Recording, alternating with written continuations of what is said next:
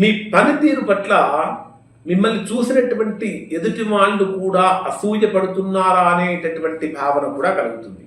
15వ తేదీ నుంచి అంటే 15వ తేదీ ఉదయం 9:38 నుంచి 17వ తేదీ మధ్యాహ్నం 12:06 వరకు ఉండేటటువంటి సమయంలో ఇది లాభస్థానంలో మీకు సంచరించేటటువంటి చాతుర్గ్రహ కూటమి యొక్క ప్రభావం కారణం చేత ఆర్థికంగా అత్యంత బలమైనటువంటి వ్యక్తులుగా మారే అవకాశం ఉంటుంది. అంటే ఒకటి కంటే ఎక్కువ మార్గాల ద్వారా ఆదాయం కూడా వచ్చే అవకాశం ఉంటుంది. అయితే మిత్రుల ద్వారా కానీ తోబుట్టువుల ద్వారా కానీ చిన్నపాటి విభేదాలు కూడా కలుగుతూ ఉంటాయి. సామాజికంగా కనుక పరిశీలించినట్లయితే పెద్ద గ్రూపుల్లో మీ మాట చెల్లుబాటు అవుతుంది. ఇన్వెస్ట్మెంట్స్ చేసేటటువంటి వారికి అనుకూలంగానే ఉంటుంది. కానీ డాక్యుమెంట్లు మాత్రము సరిగ్గా చెక్ చేయకుండా ముందుకు వెళ్ళకూడదు.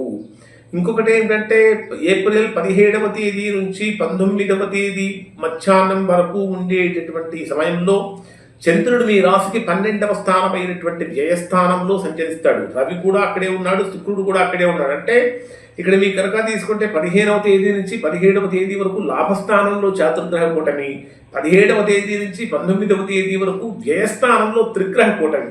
అంటే ఖర్చులు పెరుగుతూ ఉంటాయి. శుభకార్యాల కోసం కానీ విలాసాల కోసం అధికంగా ఖర్చు చేస్తూ ఉంటారు. ముఖ్యంగా చెప్పాలంటే ఆసుపత్రి ఖర్చులు కూడా పెరిగే అవకాశం ఉంటుంది. కాబట్టి జాగ్రత్తలు పాటించండి.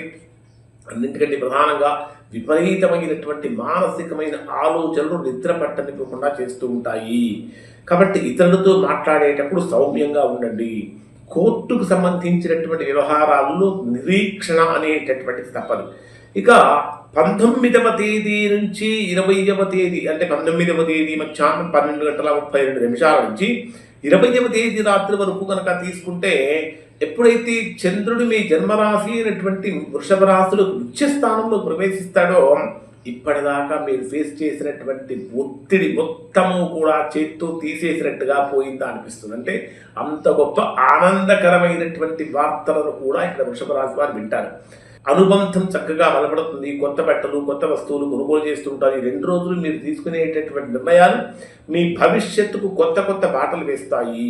ఈ 10 రోజులు మరింత శుభప్రదంగా మారటానికి మీరు చక్కగా చేయవలసినటువంటిది ఏమిటంటే లక్ష్మీ అష్టోత్తరం పారాయణ చేయడం అనేటటువంటి చాలా మంచిది.